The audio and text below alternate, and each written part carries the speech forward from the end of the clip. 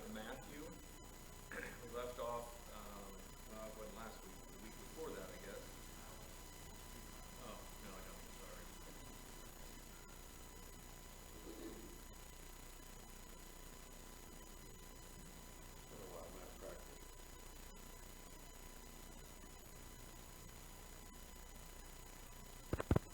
Okay, so we are in Matthew 25. We left off with verse 14. Just as a course of review, we made it through chapter 24. Chapter 24 deals with the destruction of Jerusalem, the end of the age, as far as no one knowing the time and the date. And then we jump into chapter 25, and Jesus starts into a series of 3 parables here in this chapter that deals with the same type of thing. The first parable that Gene covered was the parable of the 10 virgins. And we talked about how that's a parable that basically is dealing with preparation and making sure that you're prepared, because there were 5 virgins that were prepared and 5 that were not. And so we talked about that a little bit. We're getting ready now in verse 14 to talk about the parable of the talents. And I don't know, I think maybe the best way to do it is kind of read. It's kind of a lengthy reading, but I think it might be best to go ahead and just read it straight through, and then we'll come back and kind of hit the highlights and talk about what it's dealing with. So I'm just going to go ahead and read that. It goes from verse 14 all the way to verse 30. So again, it's kind of a lengthy reading. So it says, "Again, it will be like a man going on a journey who called his servants and entrusted his property to them. To one he gave 5 talents of money, to another 2 talents, and to another 1 talent, each according to his ability. Then he went on his journey. The man who had received the 5 talents went at once and put his money to work and gained 5 more. So also the one with 2 talents gained 2 more. But the man who had received the 1 talent went off, dug a hole in the ground, and hid his master's money. After a long time, the master of those servants returned and settled accounts with them. The man who had received the 5 talents brought the other 5. 'Master,' he said, 'you entrusted me with 5 talents. See, I have gained 5 more.' His master replied, 'Well done, good and faithful servant. You have been faithful with a few things. I will put you in charge of many things. Come and share your master's happiness.' The man with 2 talents also came. 'Master,' he said, 'you entrusted me with 2 talents. See, I have gained 2 more.' His master replied, 'Well done, good and faithful servant. You have been faithful with a few things. I will put you in charge of many things. Come and share your master's happiness.' Then the man who had received the 1 talent came. 'Master,' he said, 'I knew that you are a hard man, harvesting where you have not sown and gathering where you have not scattered seed. So I was afraid and went out and hid your talent in the ground. See, here is what belongs to you.' His master replied, 'You wicked, lazy servant. So you knew that I harvest where I have not sown and gather where I have not scattered seed. Well then, you should have put my money on deposit with the banker, so that when I returned I would have received it back with interest. Take the talent from him and give it to the one who has the 10 talents. For everyone who has will be given more, and he will have an abundance. Whoever does not have, even when he has, will be taken from him. And throw that worthless servant outside into the darkness, where there will be weeping and gnashing of teeth.'" Okay, so that was a lengthy reading there. So this story that or a parable that we're all familiar with. So we have a man that is getting ready to go on this journey, and so he goes to his servants, and it says the one he gave 5 talents of money, and then 2 talents, and then 1 talent. So does anybody know what a talent is?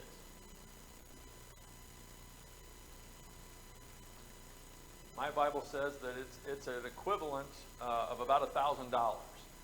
So he gives them this sum of money. I have no idea how they know that, but it's a sum of money that this master gave them. And so he gave them, and what was the purpose of giving them this money? Okay. He had expectations of it. Right. What did the master? What did he do? It says there at the very beginning. What does he do when he gets ready to leave? My version says he had entrusted the property with them. Right. So he expected them to perform a task for him while he was gone. He wanted these servants to take care of his property, and so he gave them this money. And as Brother Don says, it was we'll see here in a little bit. It was more kind of a test, I guess. But he'd given them this money to basically take care of the property and to see what they would do with it, right? And because he knew he was going to be gone a long period of time. Really, he's still, the one that's leaving is going to be gone. And I look at it from the point of Christ, right? It's still gone, Mm-hmm. as far as earth is concerned. Right. And, but when he comes back, he's gonna expect, if we've done something to enhance his kingdom, Right. or his, and all of us are got different talents. Yep. Some may be able to lead singing, some may be able to sit down and talk one-to-one. We all have different talents. Sure. And, but he expects those different talents to be used. Yep. And, You're still in our thunder a little bit here. You're getting ahead. But no, you're absolutely right. And we'll get to the meaning of the talent. But as far as just the story, how it goes. So what does the guy with the 5 talents do? Okay, it says that he put the money to work and he gains 5 more, right? So he basically doubles his money when he receives it. Somehow it says that my Bible says that he put the money to work. So somehow he put it somewhere or did something with it that he gained 5 more talents. Okay, what did the person with 2 talents? Okay, it says that he gained 2 more, exactly. So what did our guy with the 1 talent do? He buried it, right? Yeah. And so he went off, and it says that he dug a hole in the ground and he hid his master's money. So another important, and I think to me is important, how does it say in the story that he decided to give 1 5, 1 2, and 1 1? Okay, their ability to do it. Okay, it says that he gave it to them according to his ability, and I think that's going to be key when we start looking at an application of this parable and what it means to not only us today, but as well as them there. So it says that he gave it according to their ability, and we'll come back and talk about that here in just a second. well, there's a lesson here for us in that, some people think as long as they've got time, or as long as they feel like you, Yep. that's all they need to do. Right.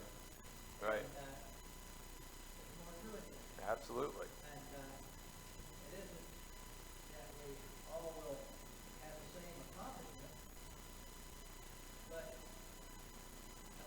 we're not to be burying. In other words, we're not supposed to simply be baptized and quit, Right. so to speak, Yep. even though we might go a few. Right.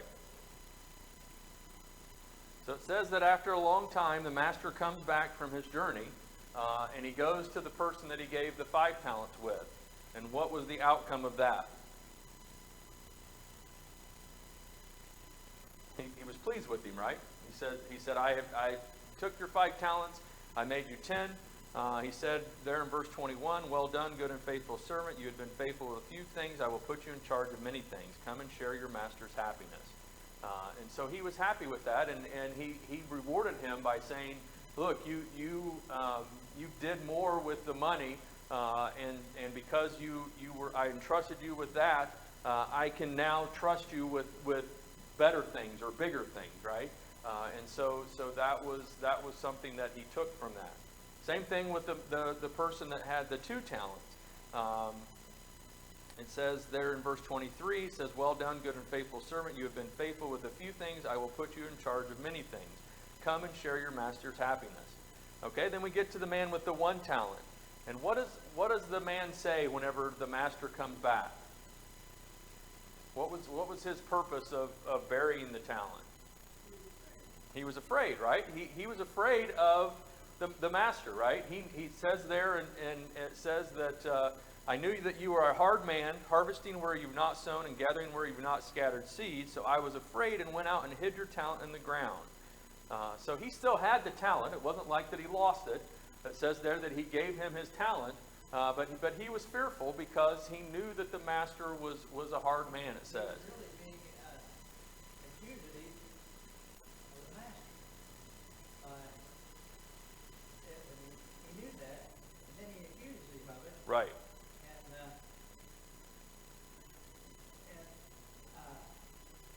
It reminds me of a lady who was, he knew, that was a military woman. She was alcoholic, and she knew that she needed to, because he was just as faithful and so forth to her as he could be, and everything. Well, she was afraid, she said, of losing her friends. But she obeyed the gospel. And she did lose her friends, but she gained many, many more friends. And Mary Collins was her name. And if somebody was sick, she would take a pie or a cake or food. And that was her talent. And she was so loved and appreciated because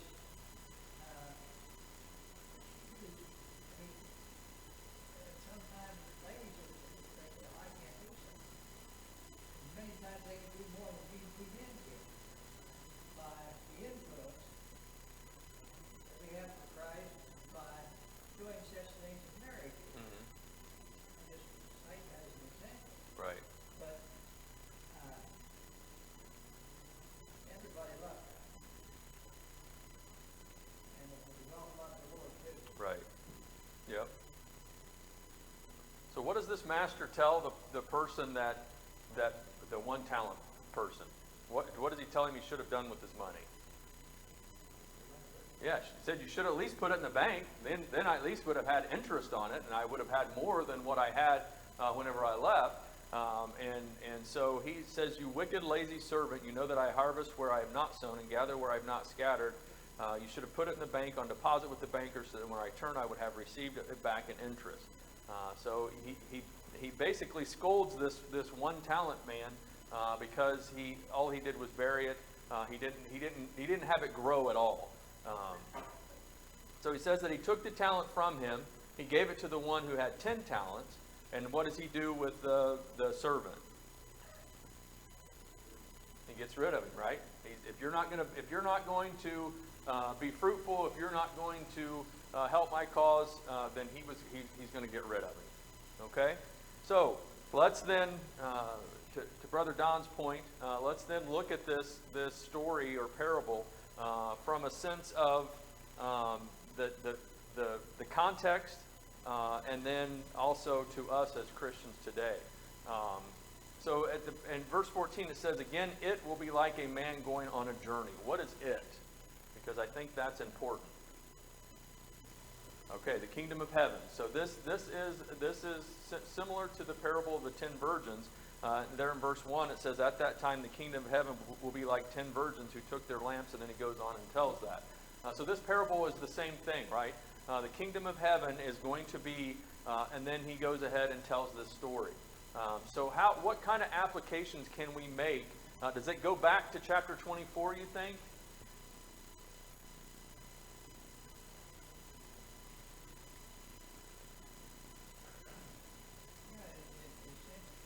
Okay. Because there, of course, you have the destruction of Jerusalem, but then the end of time, Right. that one, it counts. Yes. Right. And I think that could be the part of the application there, back to chapter 24, is that, because I don't think it really says, if Jesus just kept right on going, if this was a different place or if there's a time passed between the two, but certainly if you connect all this together, then obviously this. Go ahead, Gene. Yes. Yep. Yep. Yep.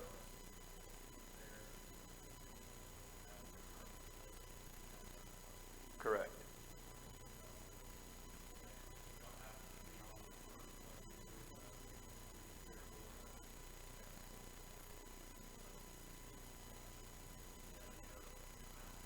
Yep. Yep. So, yep. Similar to the parable of the 10 virgins, the preparation that the expectations of those 10 virgins, and what they were supposed to do, as far as the 5 that were prepared. So that obviously has the same type of connection in terms of the master leaving. Jesus leaves the earth for a period of time, and then he's going to come back. And so then the expectation is for us as Christians, or even the Christians at this period of time, to take these spiritual things and to improve on a spiritual level, and the talents that we have from a spiritual sense. Does this have connotations from a monetary perspective?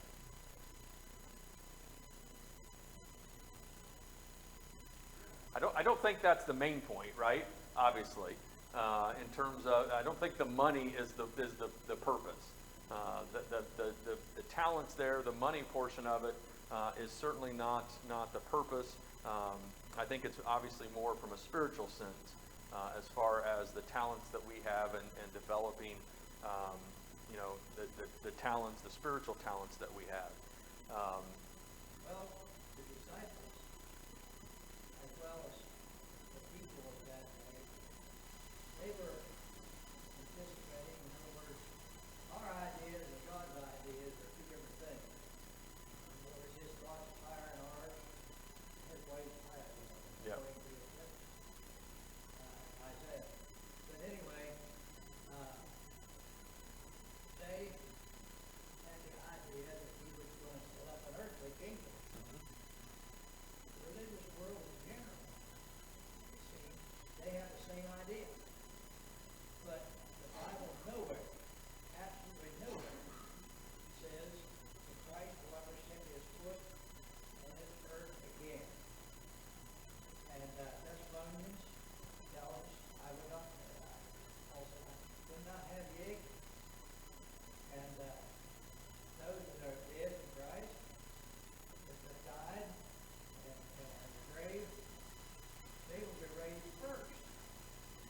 Tells even the order of things. And we that are alive and faithful and doing the things we should do, exercising our talents, our abilities, we'll all be caught up in the air with the Lord in the air. Not on earth, in the air.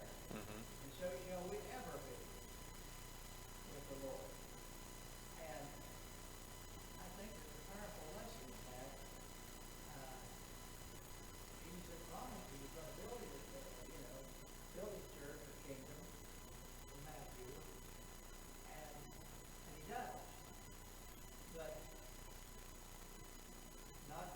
was not going to be a physical, monetary Right. type of kingdom. Correct. Yep. And I think we need to make that point because the kingdom of God, like you said, is spiritual. Right. Yep. So who is the master? If we're connecting, the master would be who? Right. Yes, exactly. And then obviously the servants would be those that are the followers of Christ. So then back to this giving to our abilities. How do you think that connects?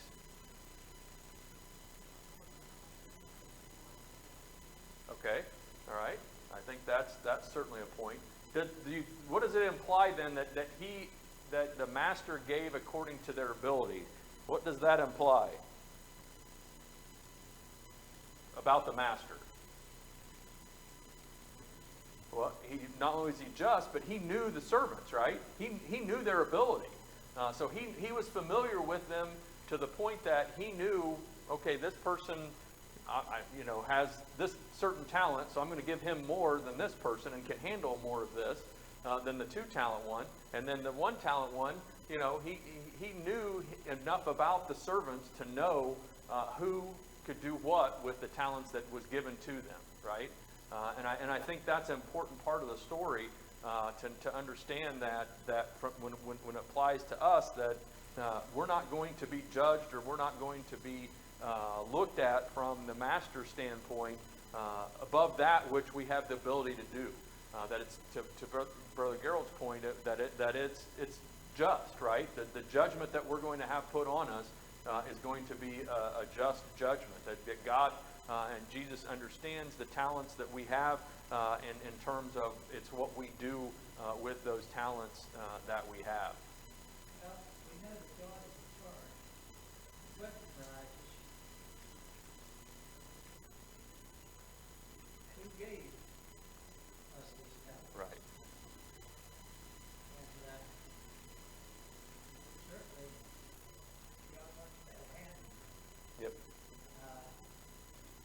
Therefore, he knows our talents. But I would, it's just a question Right. Absolutely. that I'm talking about. Yep. Here. He gave us the talents. Then he would expect us to use those talents. Absolutely. And certainly, this fellow, in this case Christ, was going on this journey, having his disciples and so forth. Peter was sort of the outspoken one. He Yeah. reprimanded him every now and then. Right. But yet it was to him that he gave the keys to the kingdom. Yep. And the key, of course, we give somebody a key to our house. What does that say? You've got the authority to go and open the door and Mhm. win. Yep. Okay? Same thing. Mhm. Yeah. Yeah, there was definitely a trust factor there, right? Because he gave these individuals this money, and they theoretically could have just walked off and took the money with them, right? But they didn't. They obviously had enough trust with one another to know that they were at least faithful to not take advantage of that. Respect for the master. Exactly. Exactly.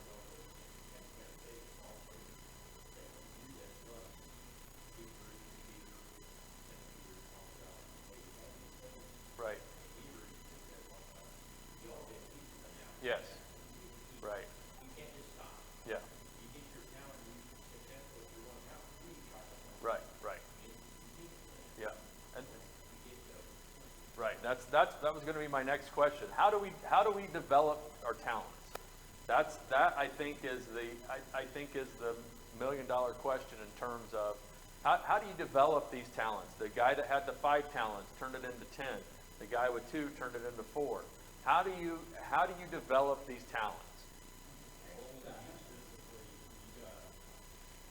Given these talents, and I think that spiritually, he expects you, like you said, that we need to grow on it. Right. It's interesting that the leader of Christ knows, and what was the leader compared to Christ knows your talents, and he gives you, he expects you to keep on, not be lazy.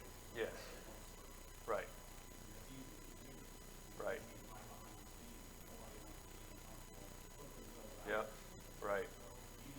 I feel like even in roles, God's custom you and leaders, and that can be Christians too, take these talents and go in and try to teach Yep. people. Yeah. And Don said exercise. You gotta, you develop these talents through practice, through doing routine, through doing things over and over in terms of trying to develop the talents that you have. Well, the bodybuilders. Yep. They don't jack and get those big muscles. Right. Like I'm talking about. Yeah. Yeah.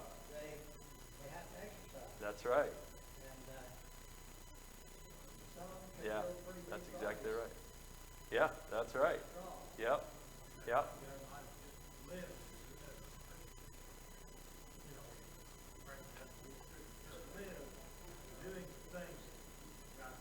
yeah, right, right, yeah, right, yeah. Thank you, everyone, for your comments. I appreciate it.